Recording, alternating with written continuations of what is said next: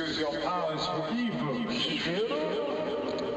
Your evil is mine.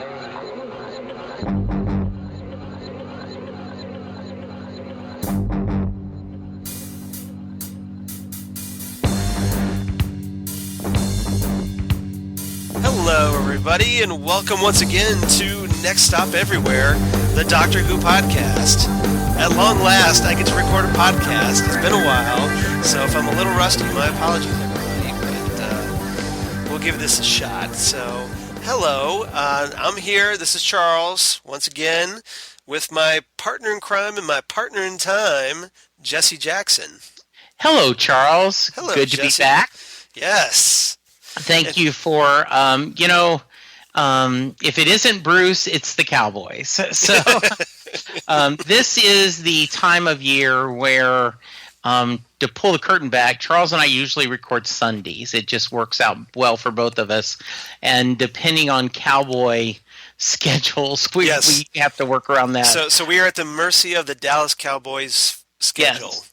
At the moment. Because it never seems like the Cleveland schedule interacts as much. I don't know. Well, the Cleveland, because we're in the Eastern time zone. That we normally our games start generally at 1 o'clock. There's the occasional 4 o'clock game, but usually it's 1 o'clock p.m. Okay. So by the time your games start, mine games are already done. Okay. So I'm ready to record. Oh, Jesse's got a 4 o'clock game. Ugh. Now, do you normally go and watch it with your dad, or? I do. I go over to my parents, okay. And I spend time with them. I usually try to spend Sunday afternoons with them, but we watch a little football together. But now, my mom's excited because now she can do up like a whole big plate of food and stuff for a football game. So she's happy that's football season just for that. Yeah, and as we'll get how to about you guys? I promise in a minute. But yeah, Chris always comes over. Either he drives himself or often I go pick him up, drive him here, him and the pup, Charlie. And then that way he's welcome to enjoy a few, beers. Adult beverages, yes. Yes, and then I drive him home. Okay. Well, so, we just got, my sister came up here for 4th of July, and she got us as a gift to thank you for putting him, having him stay with us, and was not necessary, but she got us the beanbag throw, what some people call cornhole. Cornhole, yeah. Yeah, and so it's a Dallas Cowboys, so that's now part of this first game. It's now part of the rituals. We have to have that and play games before. So yeah, that's really big for Ohio State Buckeye fans up here. Oh, okay. Well, very nice. Yep. Cool. All right. So for all you people that don't follow football and are like, get on with it. We're looking at you, Ken Schaefer. Yeah, we're getting on with it. So today, episode 65, we're getting back into the reviewing the TV episodes once again. So for those of you who've missed that, as we've been doing our Big Finish audio adventures, welcome back. Hope you enjoyed the Big Finish audio adventures. We certainly did. But I think it was past time that we got back to watching Doctor Who as opposed to just listening to it. I totally agree, Charles. I do not have any details, but loyal listener and longtime fellow Whovian Ken Schaefer, take a drink, did say he did not enjoy the last audio adventure as much as you and I did. Really? He didn't think it was bad. He just didn't like it as much as we did. So next time we go to lunch, I'll get more details from him. But, okay. Well, hopefully he enjoys this episode that we're going to talk about today. Because it's his favorite Doctor. Oh, is it? So there we go. Yeah. So it's Ken's favorite Doctor, the 4th Doctor, Tom Baker. So we're going to talk about The Deadly Assassin. This is a really great story, in my opinion. It's this one was written by Robert Holmes, who's written a lot of Doctor Who's that we've talked about, a lot of the classic Doctor Who's that have been really good episodes. And he's generally regarded as one of the finest writers of the classic era. So this is directed by David Maloney, and for those who don't know, this is the third serial, meaning like the third four-parter in season 14 from 1976. So we're kind of celebrating the 40th anniversary of this story a little bit. I'm not sure the exact date, but we're pretty close. So so this episode is really interesting because it's a companionless episode. We've got the fourth Doctor who's just lost his companion Sarah Jane Smith, played by the late, great Elizabeth Sladen. She's gone off back home to England and will eventually turn up in Canine and Company, the little Doctor Who spin-off, one shot before she ends up on Sarah Jane Adventures and the Five Doctors and all kinds of stuff. But so he's kind of companionless. This is the episode before he picks up his companion Leela. But so it's kind of interesting to see him by himself. But lest you think that's not an interesting episode, we have the Doctor returning to Gallifrey, willingly returning to Gallifrey, and which is the first time he's done that since probably his exile back at the end of the War Games. You know, when he was forced into regenerating from his second incarnation into his third. So it's kind of like, well, the Doctor's back home. It's a big homecoming for him, and I'm dying to know your thoughts on it, Jesse. I got to tell you, Charles, this was awesome. I bought it on iTunes, and so I watched it on my computer here as the same place where we're talking.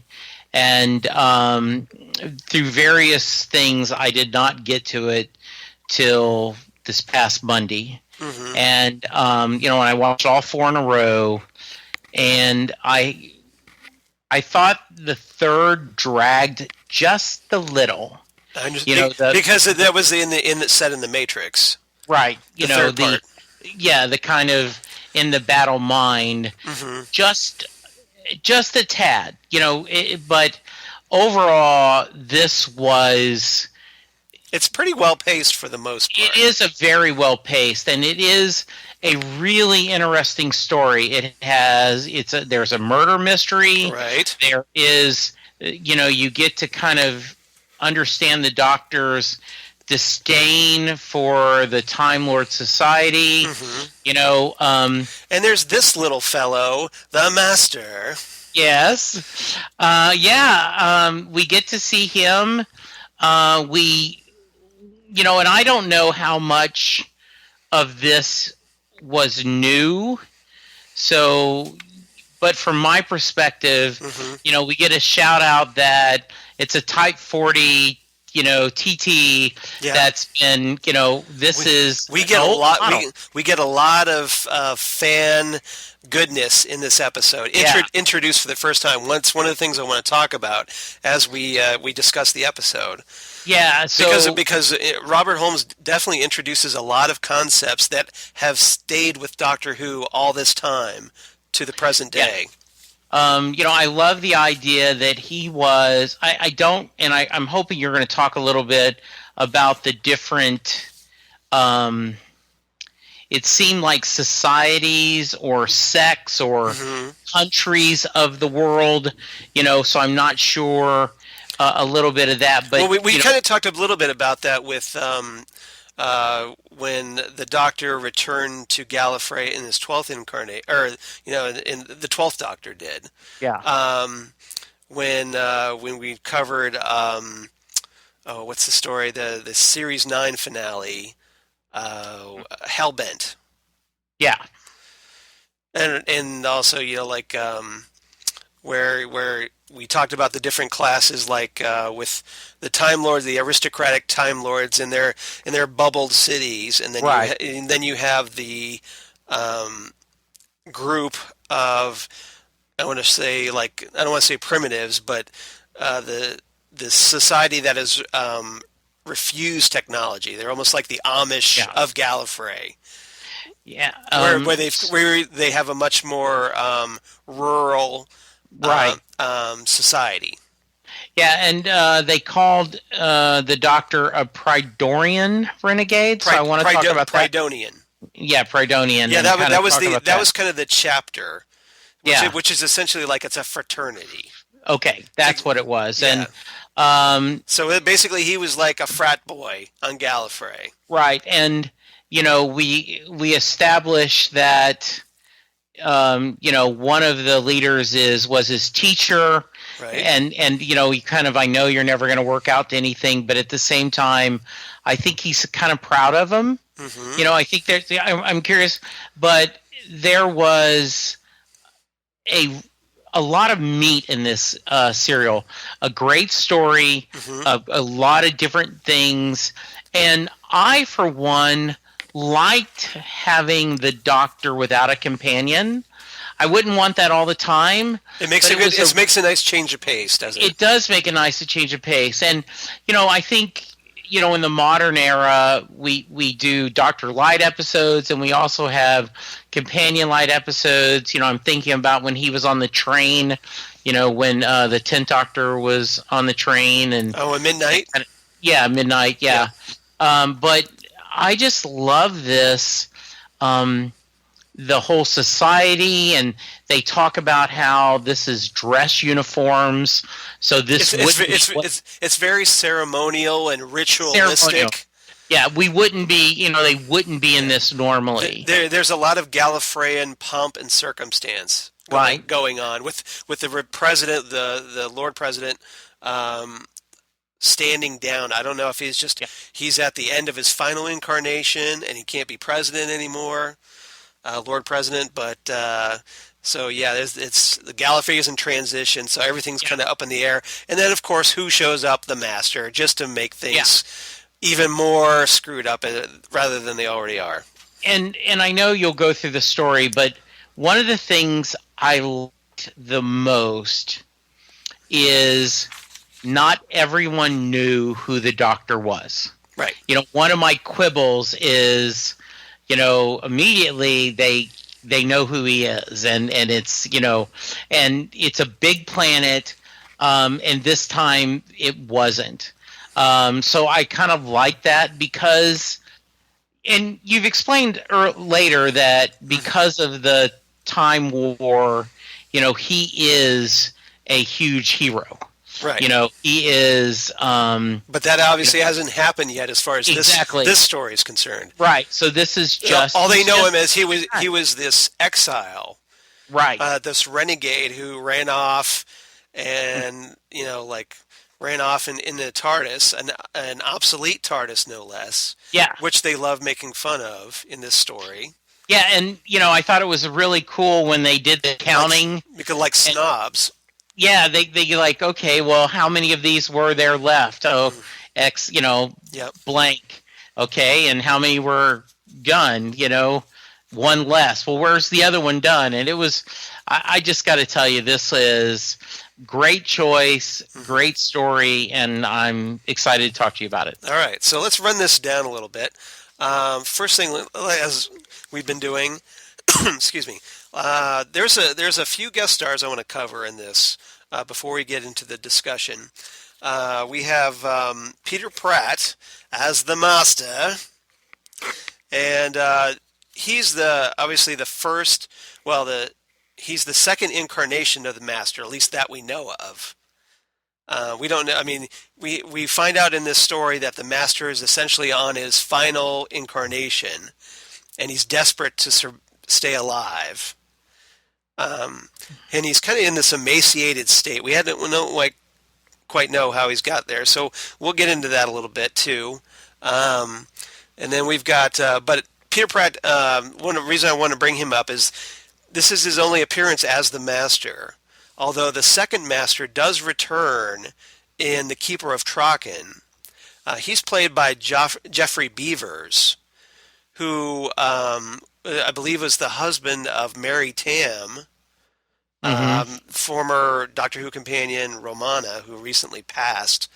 But He's essentially like, I think he's a better version of the character because he's much more creepy. Jeffrey Beavers is. He has this like a new body at last. He has this real creep factor to him. And then with that, the Master's emaciated state in this incarnation really plays off well, rather than Peter Pratt's just kind of like ordinary villain that just looks really freaky because he's a skeleton almost. Right, yes. And all withered and decayed. Do we know why? He was never brought back? Yeah, do we know why why the Master is in such great, horrible shape? I can't. Was he burned in the last episode or something? I can't recall offhand because the reason this is kind of like the Return of the Master after the first Master, Roger Delgado, who was the Master during the Third Doctor era. He had unexpectedly died during the Third Doctor era. Okay. They were planning more stories with him, so they kind of like after they basically had this one complete last story that he was in, but really didn't write out the character. So we kind of have this kind of gap in the Master's chronology, and then all of a sudden he shows up and he looks like this, and best guesses we can figure is that, well, okay, he was probably trying all kinds of stuff to stay alive and kind of screwed up his body in the process, one of the attempts. Now, why? There was another battle between the Doctor and the Master Yeah. we didn't see where it left him in this state. What is the fan theory of why the Doctor has gone through more lives why the Master has gone through more lives than the Doctor? Because the Doctor's just on his fourth, right? And the Master, because we talk about they were, kind of the theory is they were students together. Mm-hmm. I don't think they were physically brothers, but emotionally were. And if you think about the first Doctor was, as we see, physically older, so he had had a pretty long life in Gallifrey. I think the common theory among fans is probably something along the lines that the Master left Gallifrey before the Doctor. Okay. And he was just like completely rebelling. They introduced that concept of the drums beating in his head in the modern era. So if that was going on, maybe he was insane. Like he looked into the untempered schism and it drove him crazy. That's why the drums started going off in his head. Okay. And he became mentally unbalanced. So he kind of he went renegade as well, like the Doctor, but instead of going off and trying to help the universe, the Master went off and tried to do what he could to take over the universe or whatever. So the common theory is that probably he went off and did a lot of reckless stuff and got himself killed repeatedly. Okay. And so that he burned through those lives faster than the Doctor because the Doctor left Gallifrey later. So to put it in words in terms that I understand, the Doctor is the call center employee that the moment they get a sick day, they call it in and they burn through their vacation and sick times. And then at the end of the year, they go, "Oh, I've got an emergency." And you're like, "Well, you've gone through all your, sick days, vacation days." Versus the Doctor is someone that is very frugal and very thinking ahead about his lives. Yeah, well, he was trying to build a life with Susan as his granddaughter and his family, and then something that we don't know what happened still involved his family, and we've speculated on that here. That maybe his family was either his daughter or his son or whatever. Susan's parents were murdered, and maybe the Doctor's wife as well. Right, like in a maybe not necessarily murdered, that which could happen, or something or an happened. accident. Yeah, Yeah, something happened, and he blamed Gallifrey for it, and he just, yeah. the Time Lords for it, I should say, and he decided, okay, I've got to get Susan out of here for some reason. And not every Gallifreyan gets 12 regenerations, correct? Yeah, I think it's just the Time Lord Just Time Lord. aristocracy. Okay, very nice. So Okay, because hey, the rich and powerful, the 1%, man. the 1%. Until the Doctor came from the 1%. Okay, And joined the 99%. right. To put it in modern terms. Yes. But so some other people that are in this story, Angus MacKay, who plays Borusa, he was the Doctor's teacher at the Academy. He's kind of important as far as classic Doctor Who because he after this story he ends up becoming president. Okay. So there's so he's kind of a player for a little while, and then there's like a big heel turn with him that I won't get into. But okay. So yeah, so it's, we haven't seen the last of Borusa. We've seen the last of this actor as Borusa, but Borusa does return in a different incarnation. He was also I bring him up because he was also the headmaster in the Peter Davison story Modern Undead. Oh, okay. So you can check him out there. The actor who played Goth, Chancellor Goth in this story, Bernard Horsfall. Mm-hmm. He's kind of like one of those actors that if you watch a lot of British films and TV shows, you're like, oh, that guy. You've probably seen him before. He was actually in On Her Majesty's Secret Service, the George Lazenby Bond film. Right. He's been in the films Gandhi, Braveheart. So he's had like a little bit of a career.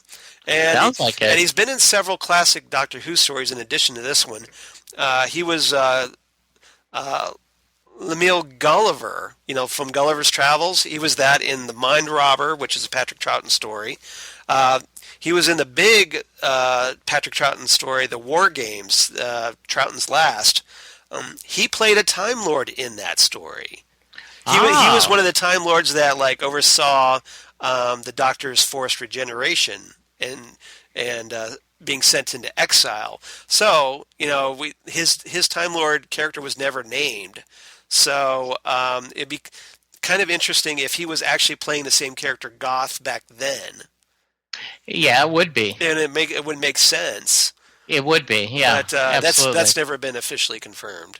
So, but it's kind of interesting, I think. It is. And he was also in Planet of the Daleks, a John Pertwee story as Terran. Good. And then the guy who played Castellan Spandrel, George Pravda, he was in Thunderball. So, nice. So we got a lot of Bond connections. We with do. This story. He was also in the Patrick Troughton story, The Enemy of the World, as Dennis, or whatever how you pronounce it, Denes. He was also in The Mutants, the John Pertwee story, as Jaeger. And then an actor named Hugh Walters played Runcible. That was the TV reporter guy. All right. That was covering the president's resignation, and he was actually in The Chase, which is a William Hartnell story, as none other than William Shakespeare. Ah, very nice. And he's also in a Colin Baker story called Revelation of the Daleks as this guy named Vogel. So a lot of Doctor Who actors who turn up in other stories, and a couple of Bond films. So I thought that was worth bringing up. I did, and it was really nice to see such a big cast, and we got a little bit of a peek into at least part of Gallifreyan life. Right. And so, and I like the kind of interactions of their version of a police force and their version of a CSI and all this stuff. It was really well done. Yep, you really get with this story. This is the first story that really gives you that grasp of Time Lord society. Okay, and a lot of these story elements obviously have carried through all the way to the modern era. So it's a credit to Robert Holmes for coming up with this stuff, and that's kind of why he's pretty highly regarded as far as classic Who goes. Okay. Cool. So let's get into this. The first thing I want to talk about today with you is the Manchurian Time Lord. The Doctor returns to Gallifrey. And that's a reference to this movie that was based on a book called The Manchurian Candidate, which, for those who don't know, it was a 1962 film starring Frank Sinatra and Janet Leigh that was based on a 1959 novel by Richard Condon. But it concerns the brainwashing of the son of a prominent right-wing political family who becomes an unwitting assassin in an international communist conspiracy. And a lot of people feel that this story, The Deadly Assassin, was kind of pretty much borrowed a lot from the Manchurian Candidate, especially with the Doctor being framed. Like the Doctor warning that, like, hey, something's going on, and then the Doctor gets framed for the Lord President's murder. He ends up becoming, the frame for the murder, obviously, because by the Master. But your take on the Doctor's returning home and how he interacts with the Time Lords. What did you think of that? I was a little surprised, or I didn't quite understand why, he came to Gallifrey. So I'd like that. Either I didn't pick it up or, I missed it up. First of all, I want to spend a few minutes. Well, he was traveling. He was traveling in the vortex. Okay, and then he has this vision. Okay, right. Yeah. Angela Lansbury is amazing in Manchurian Candidate, as is Frank Sinatra and Janet Leigh. If you've never seen the movie, it is so well done. They did a remake with Denzel Washington, okay. Right? But I mean, this one is just really well done, and it kind of because of this, there's an assassination in there. And the timing with the Kennedy assassination, but a great character actors in the movie, and I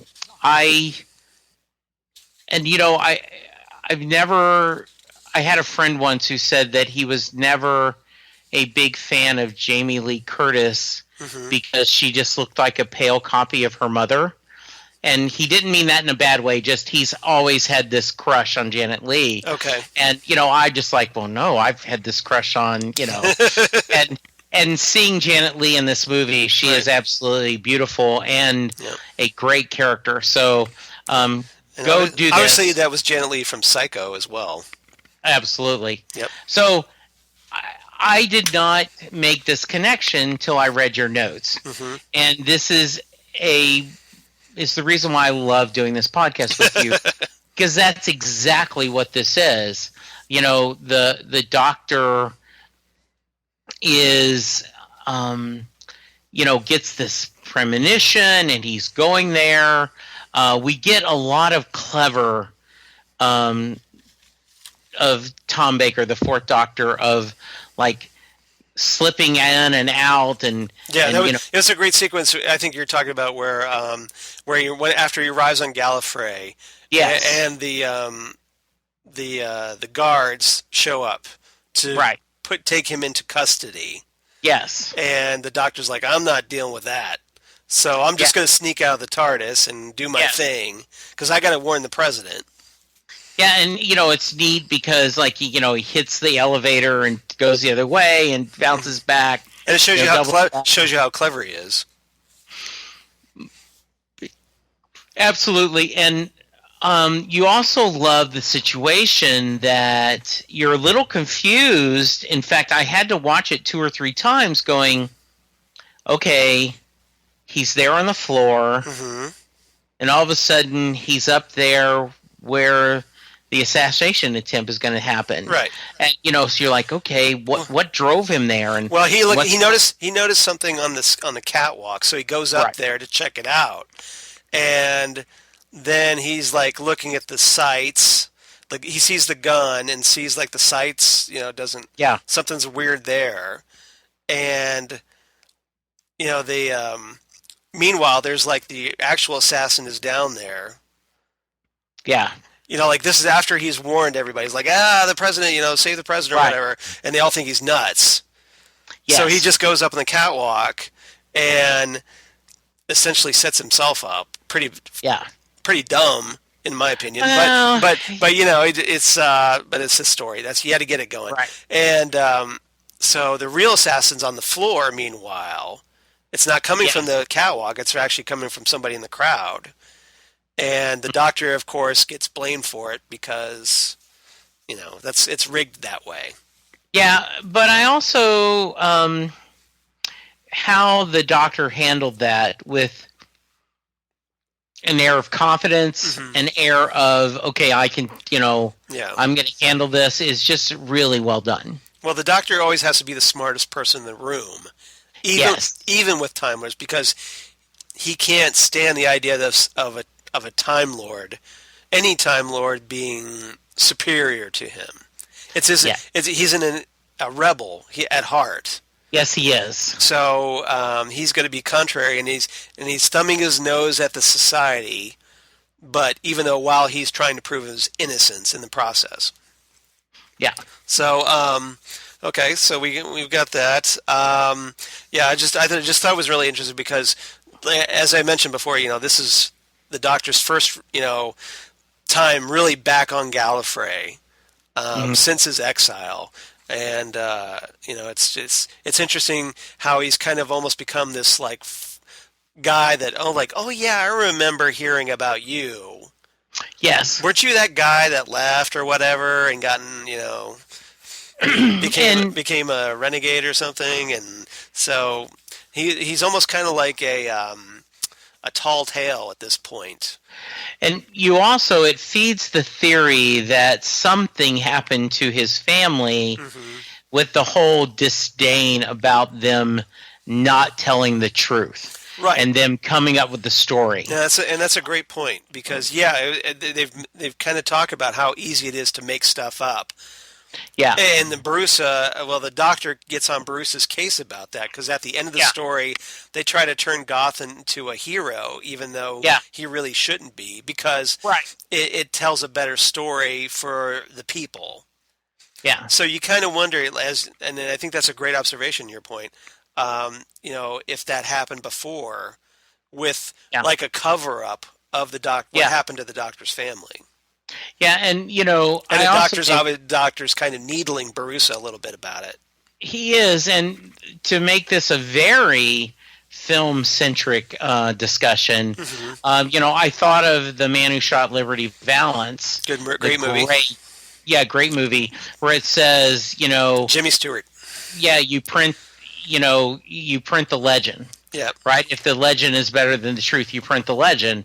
And, that's what they're doing. They're saying this is a better story. It makes things easier. Yep. And, the Doctor almost has this, I don't want it easier. I want almost this dedicated to the truth no matter what it costs. Right, exactly. Well, because he's always rebelling against his society, so he doesn't really give a crap about their narrative. Right. He just wants the truth to be out. Meanwhile, they're just trying to spin it their way. And because, God forbid, it looks like something's wrong with their society. Yeah, exactly. So it's obviously something that, in recent years here in our society, we could obviously relate to that. We absolutely can. All right. So let's move on. Let's talk about a new body at last, the Second Master. And so we kind of touched on a little bit about this, so I won't try to cover that ground again. But I'm kind of curious about what you thought about the Second Master, this incarnation.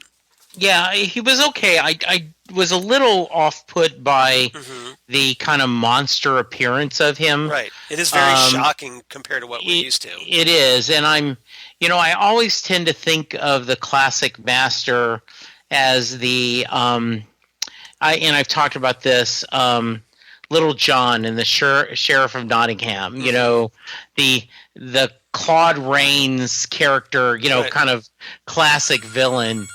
So I was okay with this. I thought it was very interesting to see,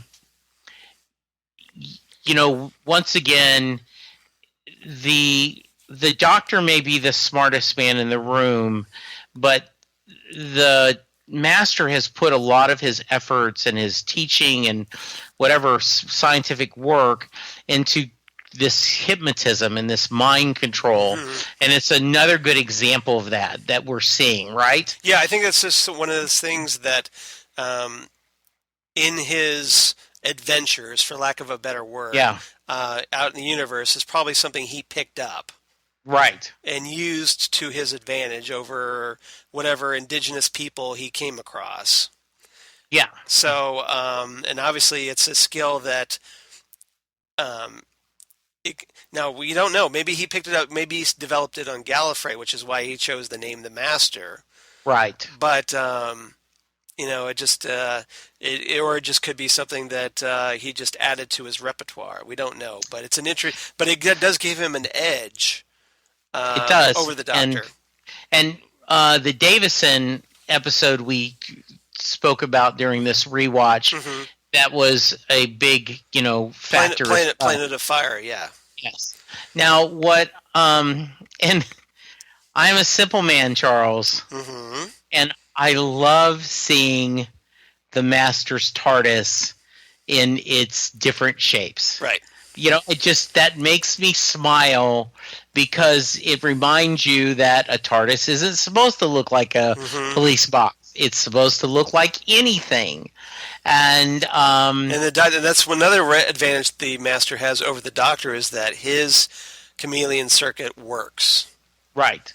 And I'm guessing he has a more up-to-date TARDIS? Yes, he has a more modern version. Yeah. So. And I just love and there was, as we're talking about the and that's actually my favorite incarnation as the grandfather clock. That's actually my favorite Master TARDIS. Yeah, that looks so awesome. There's a Roman column the Master during Davison's era favors, but I prefer the grandfather clock. Yeah, that was very cool. And I also love, after the Neil Gaiman episode, where we got to meet Sexy. Yep. And the Doctor's wife. Yeah, where we see the Fourth Doctor when they're talking about his TARDIS. He pats the console. There, old girl. I was wondering if you caught that, because he's kind of gently stroking the TARDIS. Yes. as Sarah Jane told Rose about in School Reunion. So. Well, and also, right, Amy, right? It's always been you and her. Right. And so, yes, I noticed that, and I smiled, and I loved, because that was... And that was another classic element that they brought forward and played with. You could see young Neil Gaiman watching this, right. In this sticking in his psyche. And he may have watched it a rerun, but I like to think of this young, or however, like in '76, I guess he was, a teenager, right? This would be probably like a good 10, 13 years before Sandman. Right. So yeah, maybe it was teens or early 20s at the very latest. I'm not sure his age compared to me, but I was a junior in high school at '76, and so I just love that scene. And I was 7. Yeah, I know. But yeah, that was really nice. So, I love that the Master is kind of staying hidden. I thought the mystery of he's not dead, and the reveal, which is not a surprise, but it was still, it can't be a surprise to us because we know how many more times the Master's shown up. Exactly. And so I'm going to give you a softball to your next topic. Yeah. But they talk about the regeneration limit. Yes. And it's very matter of fact. Mm-hmm. And it feels like, as someone who's watching this show, kind of, well, in case you've never seen the show before, let me remind you some basic facts, you know? Like, and it was very well done. It isn't like in really bad, like, oh my God, it's kryptonite, which you know is the only thing that can hurt Superman. Mm-hmm. Well, if you know that, why are you saying it? This wasn't a discussion of, you know, well, you know that, you know, that if, you know, we're 50 miles away from the nearest gas station. I mean, that's just a fact that they're bringing up in this discussion, not a outlined point of story, you know, they're trying to do. Right. Yeah. Well, again, it's Robert Holmes introducing concepts. He was one of those writers that he was a big idea guy. Right. So, and that was great for Doctor Who because, you know, it's somebody with imagination, and and especially with this story, it enhances the overall saga of the Doctor. It develops him and makes the story, his background, richer as a result. Now, was this the first time the regeneration limit was mentioned? It was. This is, wow. And so let's get into this. This is our next segment that I titled "The Matrix Revolution." So you should probably get that, kids. Yes, get that reference. But yeah, that's the Matrix Revolution. The introduction of the Matrix, and this is the Matrix before the Matrix movie. So if you're wondering where the Wachowskis got their idea from, it's this episode. I hate to break it to you. Yeah. For their whole Matrix idea is centered around the movie is centered around a virtual reality world. Yes. And that's what the Matrix is here.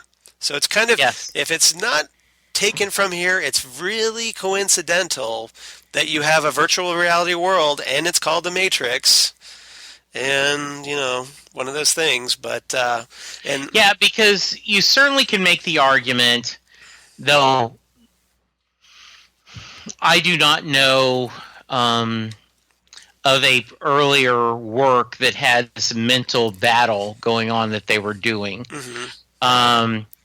But there is, I mean, it is called the same thing. Yeah. It is just seems a little weird, right? Yeah, and it's kind of become a science fiction staple. Yes, the whole now in modern days, because you know, like the whole. I mean, this is 1976. This is pretty bold stuff for 1976. I agree. But virtual reality. But obviously, in the 80s and 90s, and since then, it's become kind of a big thing, especially after the Matrix movie. So we get that, and we also get the introduction of the concept of Rassilon, who is this big important figure in Time Lord history. This is his first mention, and we also get the aforementioned regeneration limit for the very first time. So kind of some big ideas in this one. And Rassilon reminded me, because I'm trying to get hooks, right, of like Valen in the Babylon 5 universe. And that's a great comparison, because up to, you know, like until the 5 Doctors, the 20th anniversary special, we don't even see Rassilon. We've never met him. He's just this kind of legend. So that when the Doctor says, "Oh, well, this happened," and you find out that, like, as the Doctor Who mythos has developed since, like, you know, with Robert Holmes and other writers, that you find out that Rassilon was one of the architects of Time Lord Society, along with Omega, and possibly the Doctor. There's been that kind of, like, teasing hint that maybe he was there as well. We don't know. Okay. But it's, you know, just one of those things that they kind of like wink at you and go like, well, maybe he's older and more mysterious than you know.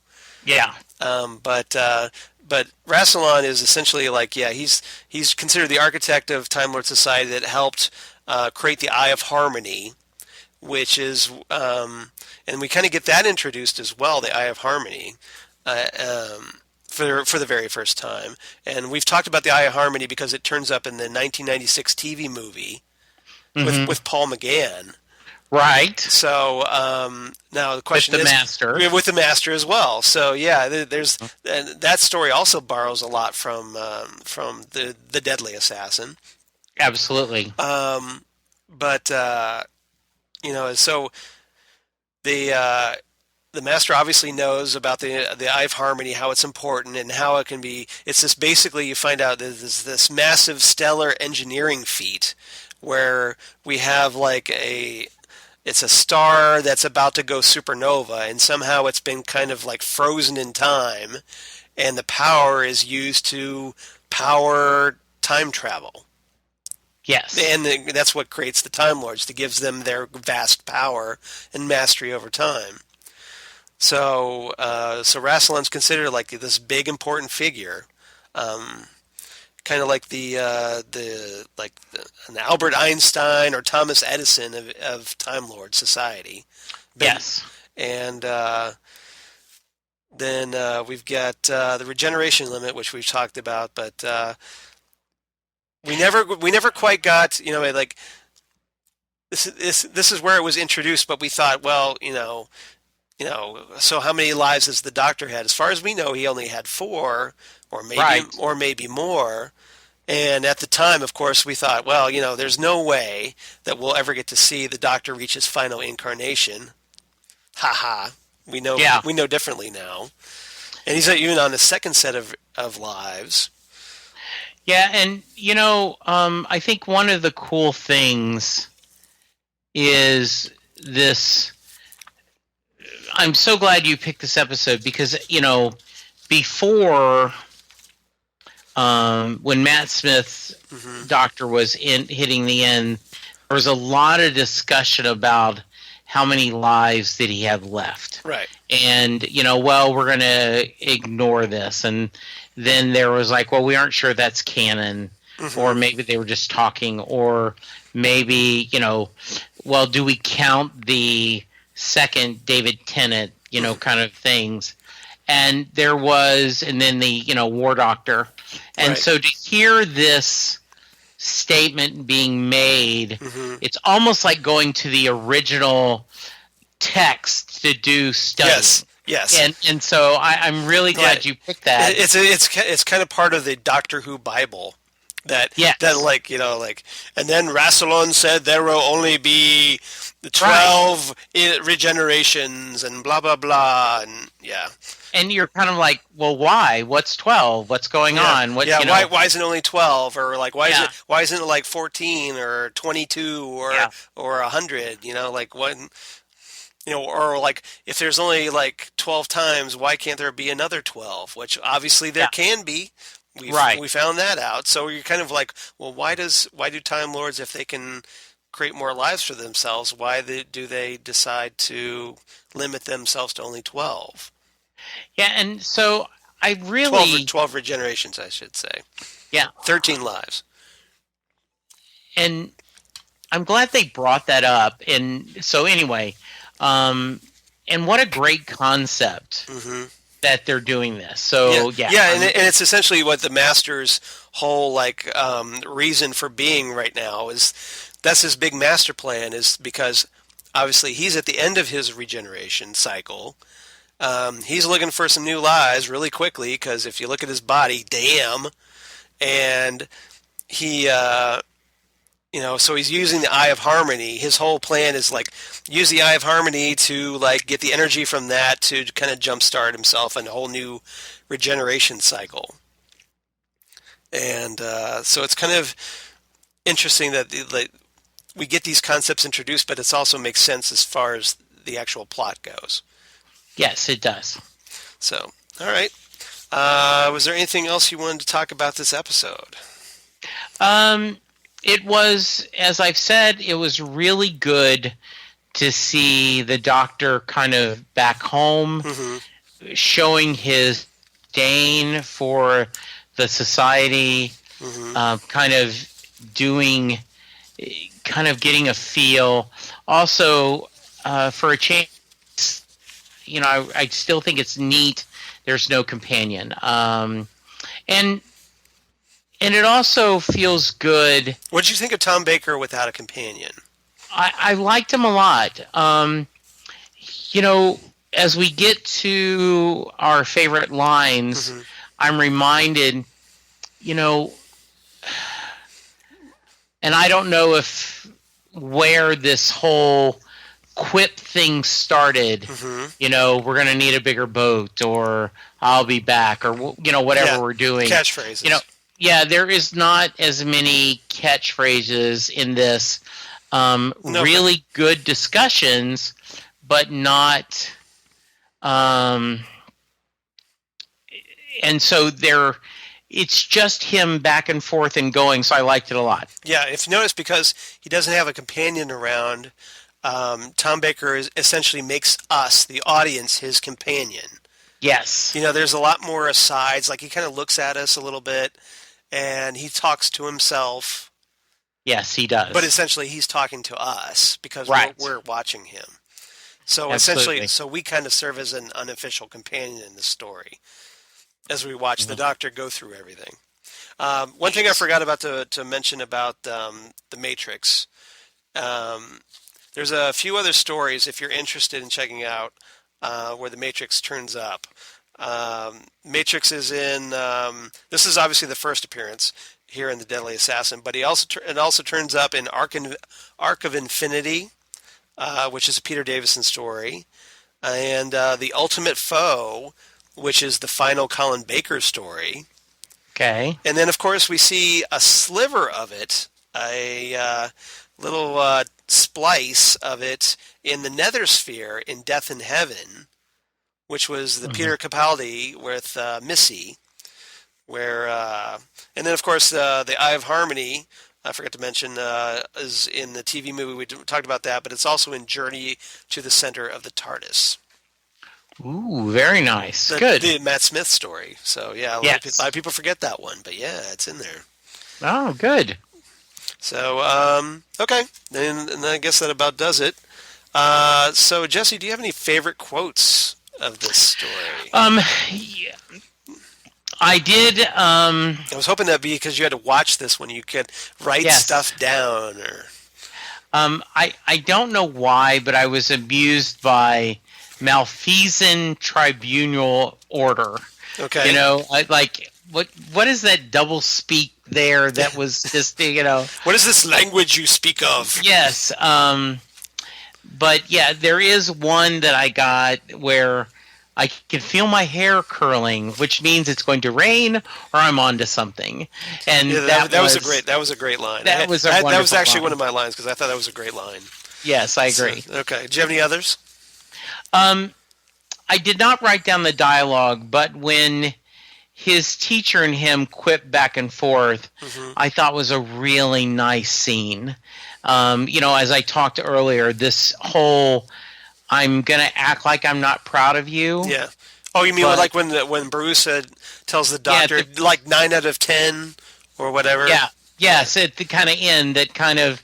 And to me, and I'm going to say this out loud and you may go totally, no, that isn't what I meant at all. But I almost looked at like he scored him. Even though he says you'll never amount to anything, then kind of as a passing... I would have given this a 9 out of 10. But you notice it's not perfect.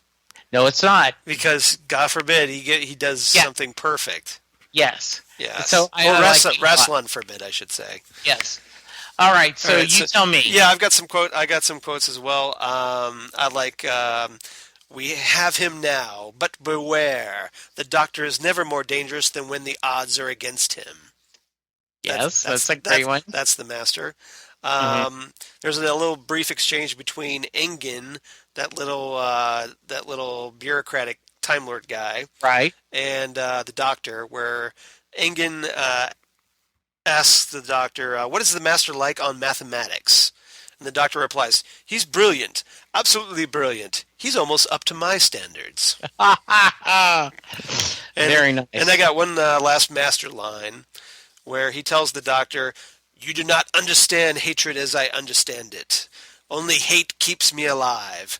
Why else should I endure this pain?" And that's which kind of gives you his whole like modus operandi, his whole raison d'etre.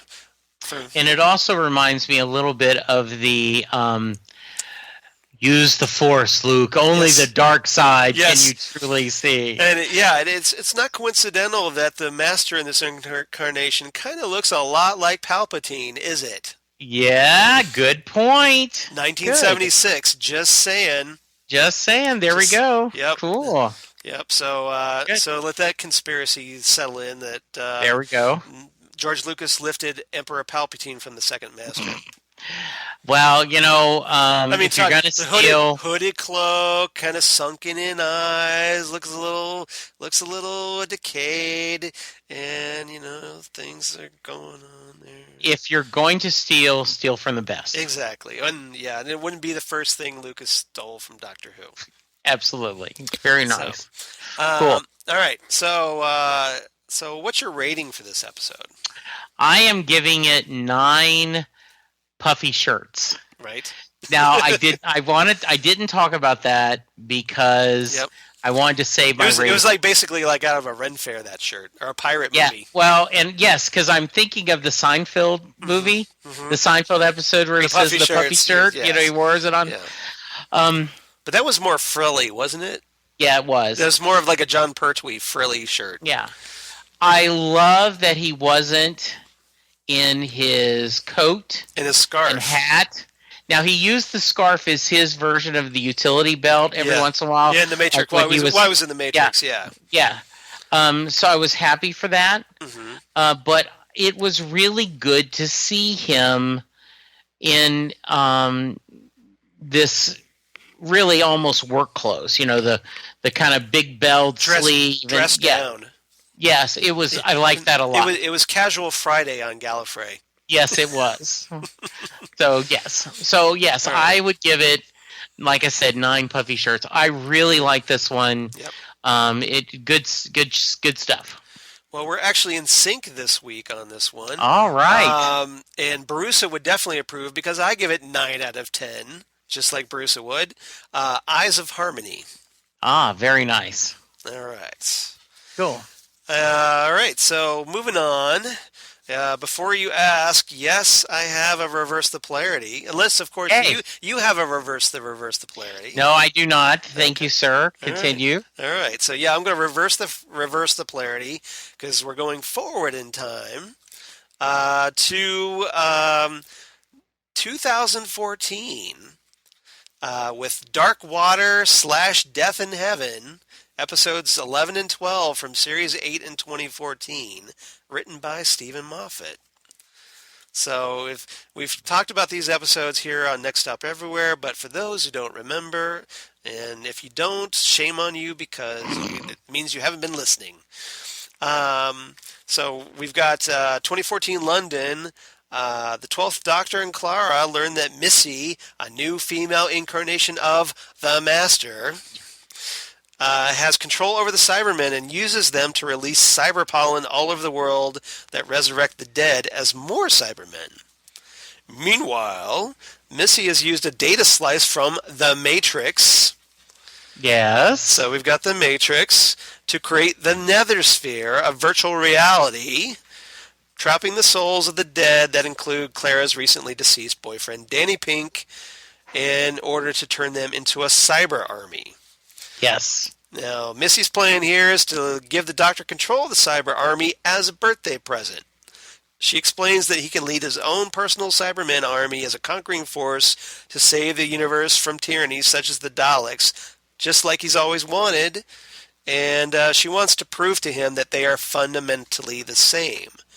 Which shows you how far they've come, the Doctor and the Master, since Deadly Assassin, because the Doctor's trying to, oh, I'm nothing like you, and the Master seems pretty content that, oh, I'm nothing like you either. Yeah. But really, they're kind of cut from the same cloth. They're kind of flip sides of the same coin.